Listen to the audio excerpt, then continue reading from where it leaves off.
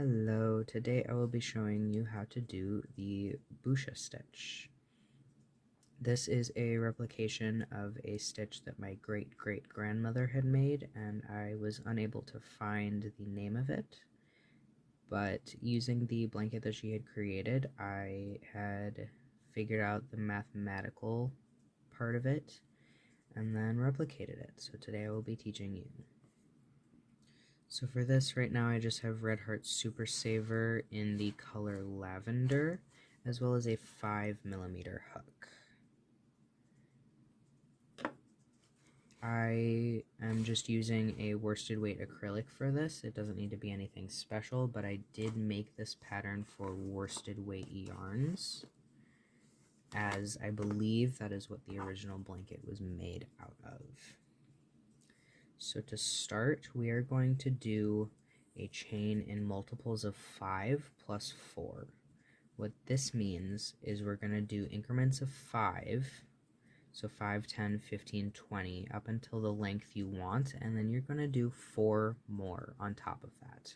So for this, I'm just going to do 1, 2, 3, 4, 5, 6, 7, 8, 9, 10, 11, 12, 13, 14, 15, 16, 17, 18, 19, 20, and then I'm going to do 21, 2, 3, 4, 5, so that is 25 stitches wide. That's as wide as I'm going to make it, and then I'm going to add 4, so 1, 2, 3, 4, which makes my total stitch count 29 for this swatch.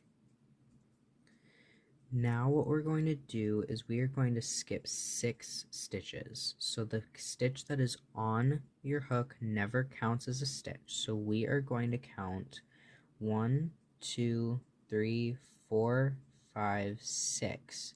And in that 7th stitch right there, we are going to do 2 double crochet.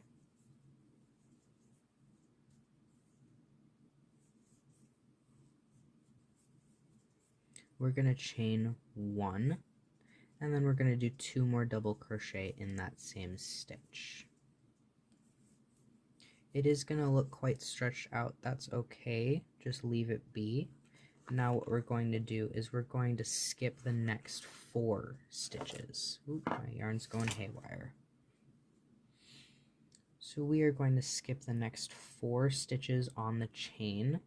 So this super stretched out one is not going to count. We're going to count 1, 2, 3, 4, and in that 5th stitch right here, we're going to do that same sequence of 2 double crochet,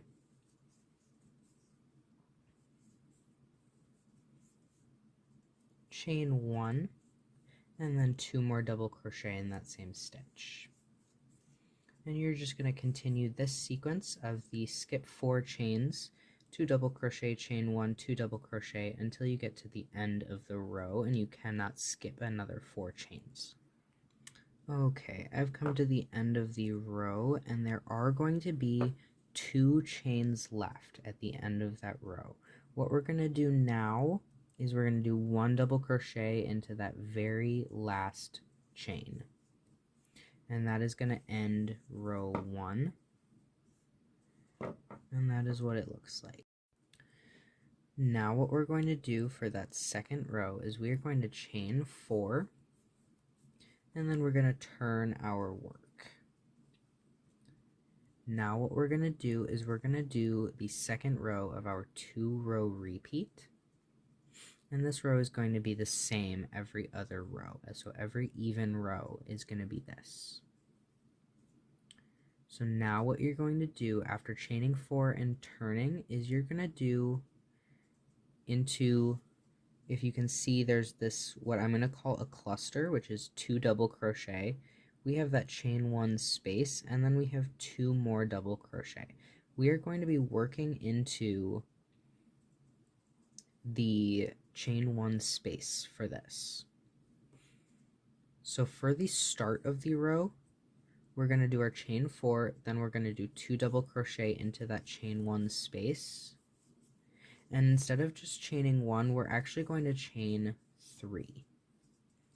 Then you're going to do 2 more double crochet into that next, or into that chain 1 space.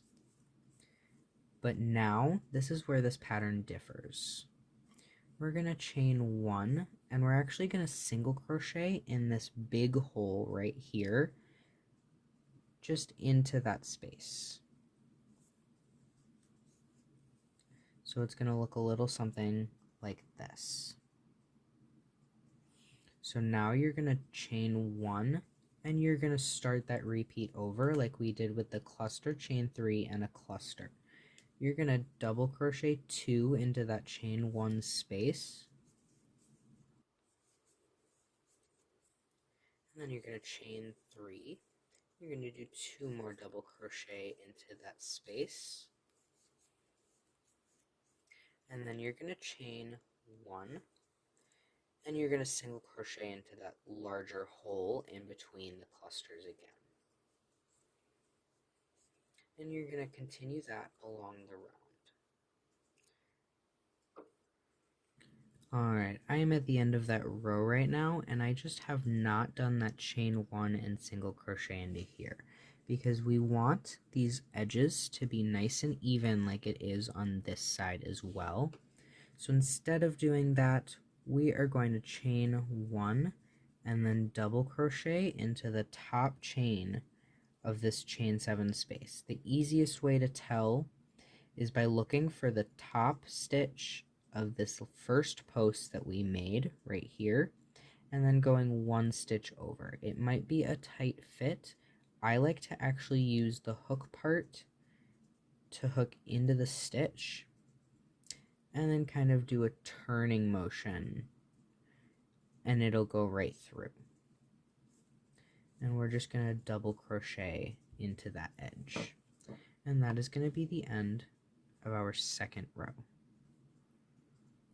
Now to start the third row, this is going to start our sequence. We are going to chain 1, 2, and 3 stitches, and we're going to turn our work. And then similarly to this first row, we're just going to do that same sequence. We're going to double crochet 2 into that center chain, into that chain 1 space, or the chain 3 space, I apologize. And then you're going to chain 1, and you're going to do 2 more double crochet into that chain 3 space of the last row. Now what we're going to do is similarly to that first row, we're not going to do any chains or single crochets between this large gap. We're actually just going to yarn over and start our next double crochet in that next chain 3 space. That's what gets us those large squares that we see in this finished swatch. That is what these squares are. So you're just going to continue this sequence down the line, and I will meet you at the end. Alright, I have 1 cluster left to do, and I thought I would just go through this one more time with you guys. What we are going to do is we are going to skip all of these stitches here that make up this V shape, and we're going to go right into this 3 chain space hole, and we're going to do our 2 double crochet. We're going to chain 1, and then we're going to do 2 more double crochet into that chain 3 space.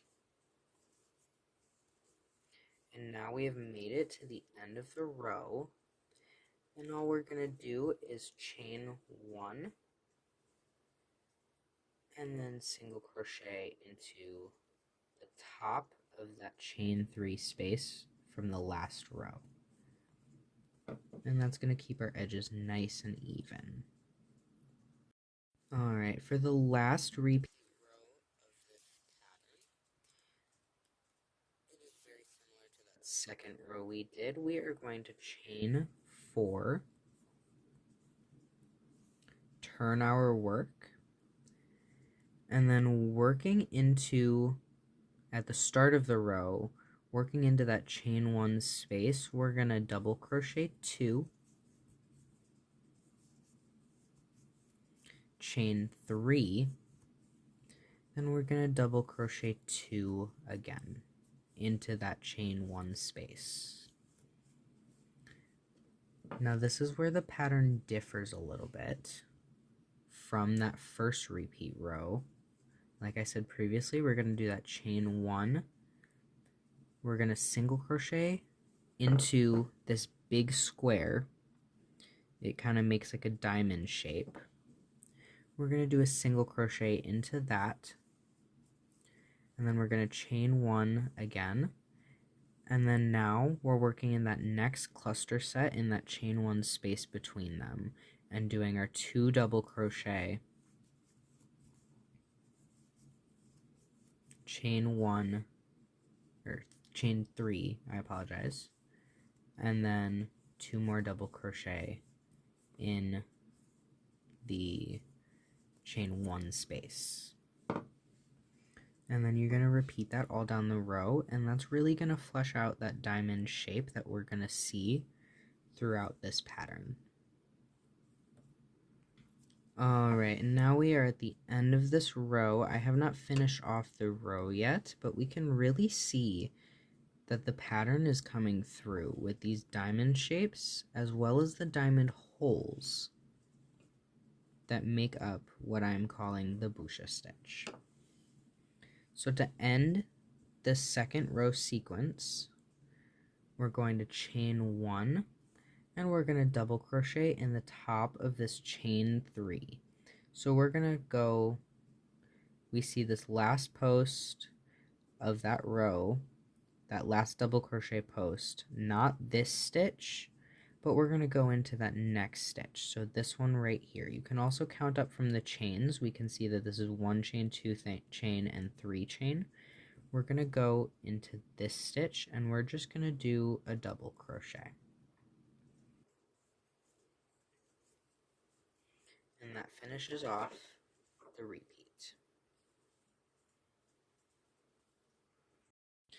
I figured just as a bonus, I'm going to show you how I would personally go about doing a border if I were to do this as a blanket, similarly to how my grandmother did. So what I'm going to do is I'm actually going to turn this upside down and start at that bottom corner where our starting chain was. And what I actually like to do is start with what's called a standing single crochet. So I'm just going to make a slip knot on my hook, and then I'm going to make a single crochet into that first stitch. And instead of having to, you know, attach the yarn and then do chain 1 and then do your single crochet, doing this standing single crochet gives you that single crochet, but then it's, you know, it's just a standing post. There's nothing connecting the whole single crochet to that first chain. So what I'm going to do is I'm going to single crochet across this bottom just along these chains. It's not going to be perfect, but I'm going to single crochet into every chain.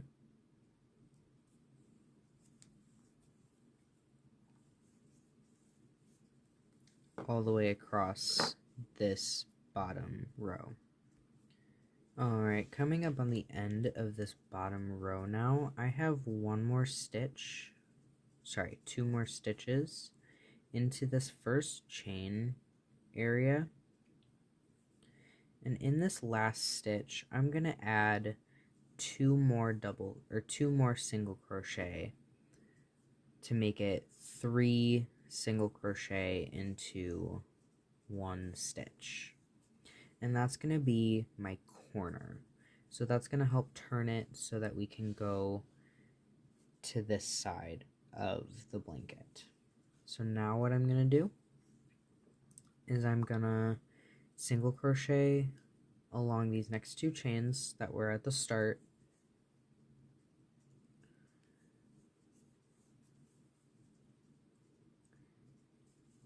And then this is really kind of where it's a guessing game with crocheting. I like to go in between the 2 rows in that hole right there, if you can see. and then I make kind of one stitch just in the middle of that double crochet, and then one stitch in between the next 2 rows. There's no real method to it. You just want to kind of take a step back and look at your edging ever so often to make sure that it's not wavy and that it's not curling at all. So you're just going to do that at all. Because if you don't have enough stitches, it's going to cinch up kind of like this. And if you have too many, it's going to kind of turn ruffly and wavy, and you don't want that. You want it to be a nice flat blanket. Unless, of course, you want it to be, you know, ruffly. Alright, this next part is where I had a little bit of trouble figuring out what I might do. But what I'm thinking is, for this part, I'm just going to do, you know, a chain 3 and turn. Let's do a chain 5 and turn, just so we get that nice sharp corner, and then I'm going to single crochet in the top of that chain space, similarly to how we would have double crocheted in it before. Now what I'm going to do is I'm going to chain 1, 2, 3, 4, and then single crochet in between those stitches, similarly to how our starter chain was. And you're going to do that across. Now that being said, because I'm using this method to go across the top, I will have to do a second row of single crochet around the border to be able to get this to be more than just a chain, so that it actually looks like some kind of border. And for the edging here, I'm going to do that 1, 2, 3, 4, 5 to get that corner, and then I can just start single crocheting along the next side into the posts of those double crochets. And what I like to do is I like to just crochet over that tail end so that you don't have to really sew it in later.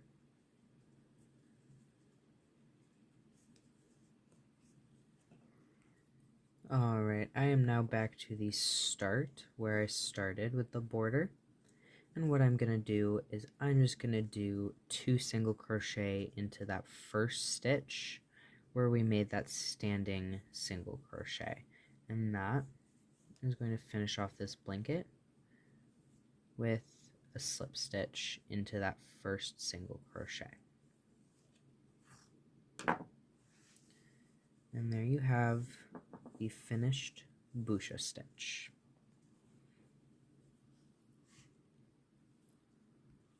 I hope you enjoyed watching this video, and I hope to make more videos in the future. Thank you. Have a good one.